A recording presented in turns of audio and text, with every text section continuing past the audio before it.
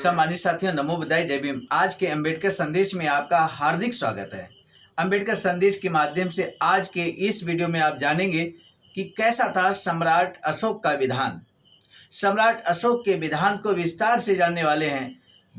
अध्याय नंबर 12 शुरू हो रहा है, गैर ब्राह्मणों ने गोमांस खाना क्यों छोड़ दिया। इसी शीर्षक के अंतर्गत बात करेंगे सम्राट अशोक के विधान की। आखिर क्या नियम था, क्या गोमांस खाने का नियम था, मांसाहारी और शाकाहारी के बीच किस तरह से हिंदू समाज को कितनी कैटेगरी में बांट सकते हैं। ये बहुत सारी चीज़ें जो सम्राट अशोक के विधान में वर्णित हैं, उसके माध्यम से हम आपके समक्ष रखने वाले हैं। जहां पर हम बात करेंगे कुछ शिलालेखों की, स्तंभ लेखों की बात करेंगे, जिसके माध्यम से सम्राट अशोक के बारे में खास जानकारी आज के अंबेडकर संदेश में मिलने वाला है। आज का अंबेडकर संदेश आप तक पहुंचाने की हमारी कोशिश भाषा डॉक्टर अंबेडकर संपूर्ण वाङ्मय खंड 14 से पेज नंबर, आज हम बात करेंगे पेज नंबर 101 से लेकर 103 तक। गैर ब्राह्मणों ने गोमांस खाना क्यों छोड़ दिया, इसी विषय को लेकर अब हम कंटिन्यू करते हैं। आज का अंबेडकर संदेश BBAIC सारनाथ वाराणसी राज्य उत्तर प्रदेश देश भारत के सौजन्य से आपकी सेवा में प्रस्तुत किया जा रहा है। भाषा लिखते हैं कि हिंदुओं के विभिन्न वर्गों के खान पान की आदत और प्रकृति और रीति उसी प्रकार स्थित और जड़ीभूत हो गई है जैसे उनके अन्य रीति रिवाज। जिस प्रकार हम रीति रिवाजों के आधार पर हिंदुओं को वर्गीकृत कर सकते हैं, उसी प्रकार उनके खान पान की आदतों के आधार पर भी उनका वर्गीकरण किया जा सकता है। जिस प्रकार सांप्रदायिक दृष्टि से हिंदू या तो शूद्र होते हैं या वैष्णव, उसी प्रकार मांसाहारी होते हैं या शाकाहारी। साधारणतः मांसाहारी और शाकाहारी का ये वर्गीकरण पर्याप्त हो सकता है, लेकिन ये मानना होगा कि ये पूर्ण वर्गीकरण नहीं है। व्यापक वर्गीकरण के लिए हमें मांसाहारी वर्ग को दो भागों में बांटना होगा। नंबर 1, जो मांस तो खाते हैं किंतु गोमांस नहीं खाते, जो गोमांस भी खाते हैं। पहला वर्गीकरण है जो मांस खाते हैं। मांसाहारी को दो भागों में बांट सकते हैं, जो मांस खाते हैं लेकिन गोमांस नहीं खाते हैं, मतलब गाय का मांस नहीं खाते हैं। दूसरा, जो मांस खाते हैं और गोमांस भी खाते हैं। तो दूसरे शब्दों में खान पान को लेकर हिंदू समाज के 3 हिस्से होंगे, 3 हिस्से। दूसरे शब्दों में, जो शाकाहारी है नंबर 1, जो मांसाहारी है नंबर 2 किंतु गोमांस नहीं खाते, और नंबर 3, जो गोमांस भी खा लेते हैं। इसी वर्गीकरण के अनुरूप हिंदू समाज के 3 वर्ग या वर्ण हैं। 3 वर्ग या वर्ण हैं। 3 वर्ण वो कौन से हैं? ब्राह्मण, नंबर 1 ब्राह्मण, नंबर 2 अब्राह्मण, और नंबर 3 अछूत, यानी कि 3 हो गए। तब भाषा लिखते हैं कि यद्यपि ये वर्गीकरण हिंदू समाज के चतुर्वर्ण के अनुरूप नहीं है। चतुर्वर्ण व्यवस्था क्या है? ब्राह्मण, क्षत्रिय, वैश्य, शूद्र, और 5वां यहाँ अछूत की बात हो रही है। तो इस तरह से बाबा साहब कहते हैं कि चतुर्वर्ण के अनुरूप ये जो कैटेगरी यहाँ पर बनाई गई वो नहीं है। ब्राह्मण, अब्राह्मण, अछूत, 3 कैटेगरी में बांटा गया हिंदू समाज को। आगे बात लिखते हैं कि यद्यपि ये वर्गीकरण हिंदू समाज के चतुर्वर्ण के अनुरूप नहीं है, फिर भी यह विद्यमान तथ्यों के अनुरूप तो है ही। ब्राह्मणों में ही एक वर्ग है जो शाकाहारी है, और अब्राह्मणों में वह वर्ग है जो मांस खाता है किंतु गोमांस नहीं खाता, तथा अछूतों में गोमांस भी खाने वाला वर्ग है। ये त्रिविध वर्गीकरण पर्याप्त है और वस्तु स्थिति के अनुसार है। कोई भी यदि इस वर्गीकरण पर ध्यान से विचार करे तो अब्राह्मणों की स्थिति उसका ध्यान विशेष रूप से आकृष्ट करेगी। शाकाहारी दोनों समय में आता है, मांसाहारी होना तो समझ में आता है, लेकिन यह बात समझ में आनी कठिन है कि एक मांसाहारी केवल एक प्रकार के मांस अर्थात गोमांस के खाने की क्यों आपत्ति करे, या एक गुत्थी है जिसे सुलझाने की आवश्यकता है। आप ब्राह्मणों ने गोमांस खाना क्यों छोड़ दिया, इसे जानने के लिए इस विधान का अध्ययन आवश्यक है। तत्संबंधी विधान या तो अशोक के निर्देशों में होगा या मनु के विधान में।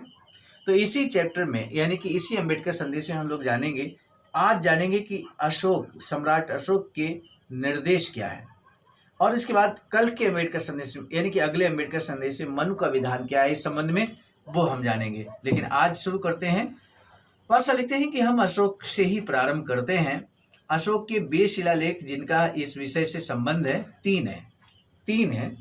नंबर 1 शिलालेख संख्या 1 स्तंभ लेख संख्या 2 और स्तंभ लेख संख्या 5, यानी कि 3 यहाँ पर शिलालेखों की बात की जा रही है। और शिलालेख संख्या 1 इस प्रकार है, उसमें क्या लिखा है, यह धर्म लेख देव प्रियदर्शी राजा ने लिखवाया है। यहाँ इस राज्य में राजधानी में किसी जीव को मारकर होम न किया जाए और आनंद उत्सव न मनाया जाए, यानी कि किसी भी जीव को मारना नहीं है, ये यहाँ पर लिखा है। क्योंकि देव नाम प्रियदर्शी राजा में बहुत दोष देखते हैं, तथापि एक प्रकार के ऐसे उत्सव हैं जिन्हें देव नाम प्रियदर्शी राजा पसंद करते हैं। पहले राजा की पाकशाला में प्रतिदिन कई शत सशस्त्र जीव सूप शोरबा बनाने के लिए मारे जाते थे, पर अब से जबकि ये धर्म लेख लिखा जा रहा है, केवल 3 ही जीव मारे जाते हैं, अर्थात 2 मोर और 1 मृग। पर मृग का मारा जाना नियम नहीं है। ये तीनों प्राणी भी भविष्य में नहीं मारे जाएंगे। ये शिलालेख संख्या 1 में लिखा है। स्तंभ लेख संख्या 2 इस प्रकार है। स्तंभ लेख संख्या 2 क्या है, देव नाम प्रियदर्शी राजा ऐसा कहते हैं कि धर्म यानी कि कार्य करना धर्म अच्छा है, पर धर्म क्या है, चित्त क्लेश की न्यूनता, बहुत से शुभ कार्य, दया, दान, सत्य और शौच यानी कि पवित्रता का पालन करना, ज्ञान दान भी मैंने बहुत प्रकार से किया, 2 पायों चौपायों तथा जलचरों के प्रति मैंने बहुत अनुग्रह किया, मैंने उन्हें प्राण दान दिया तथा और भी अनेक प्रकार के उपकार किए। यह लेख मैंने इसलिए लिखवाया कि लोग इसके अनुसार आचरण करें और यह चिरस्थायी रहे। जो इसके अनुसार चलेगा वह सुकृत करेगा, यानी कि अच्छा कार्य करेगा। स्तंभ लेख संख्या 5 इस प्रकार है। देवताओं के प्रियदर्शी राजा कहते हैं, राज्य अभिषेक के 26 वर्ष बाद मैंने इन प्राणियों का वध करना बंद करा दिया है। यह था किन प्राणियों का वध कराना बंद करा दिया है, सुग्गा, मैना, अरुण, चकोर, हंस, नंदीमुख, गोलाट, जतुका, चमगादड़, कछुआ, शाही, गिलहरी, बारहसिंगा, वृषभ, बंदर, ओकपिंड, मृग, स्वैल, फाख्ता और सब तरह के बेचौपाए जो न तो किसी प्रकार के उपभोग में आते हैं और न खाए जाते हैं, बकरी, भेड़ और सुअरों, गायों तथा इनके बच्चों को जो 6 महीने तक के हों मारा जाए। मुर्गों को बधिया न किया जाए, जीवित प्राणियों के साथ भूसी को न जलाया जाए, अनर्थ करने के लिए या प्राणियों की हिंसा करने के लिए वन में आग न लगाई जाए, एक जीव को मारकर दूसरे जीव को न खिलाया जाए, प्रति 4 महीने की 3 ऋतुओं को 3 पूर्णमासी के दिन, पौष मास की पूर्णमासी के दिन, चतुर्दशी अमावस्या और प्रतिपदा के दिन तथा प्रत्येक उपवास के दिन मछली न मारी जाए और न ही बेची जाए। इन सब दिनों में हाथियों के वन में तथा तालाबों में कोई भी दूसरे प्रकार के प्राणी न मारे जाएं। प्रत्येक पक्ष की अष्टमी, चतुर्दशी, अमावस्या या पूर्णिमा तथा पुष्ट और पुनर्वसु नक्षत्र में और प्रत्येक 4 महीने के त्योहारों के दिन बैल बधिया न किया जाए तथा बकरा, भेड़ा, सुअर और इसी तरह के दूसरे प्राणियों को बधिया नहीं किया जाए। पूर्ण और पुनर्वसु नक्षत्र के दिन, प्रत्येक चतुर्मास्य की पूर्णिमा के दिन और प्रत्येक चतुर्मास्य के शुक्ल पक्ष में घोड़े और बैल को न दागा जाए।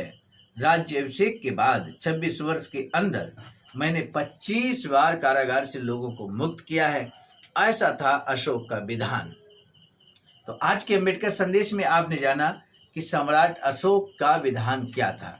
सम्राट अशोक का विधान जानने के लिए आज हमने किस चीज को आधार बनाया, यहाँ पर आखिर किसके माध्यम से, किन 3 चीजों के माध्यम से सम्राट अशोक के इस टॉपिक से संबंधित नियमों को जाना है। वो 3 कौन सी चीजें थी आपको बताना है। आज के अम्बेडकर संदेश का यही महत्वपूर्ण प्रश्न है कि अशोक के वे शिलालेख जिनका इस विषय से संबंध है 3 है, यानी कि वो शिलालेखों की संख्या आपको बतानी है।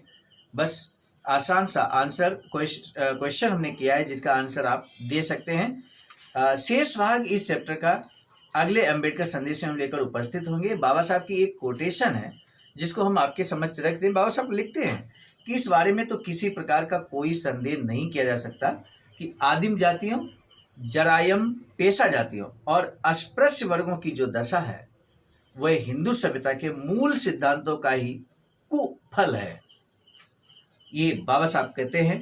और इसी कोटेशन के साथ आज के अंबेडकर संदेश को हम ले जा रहे हैं समापन की ओर।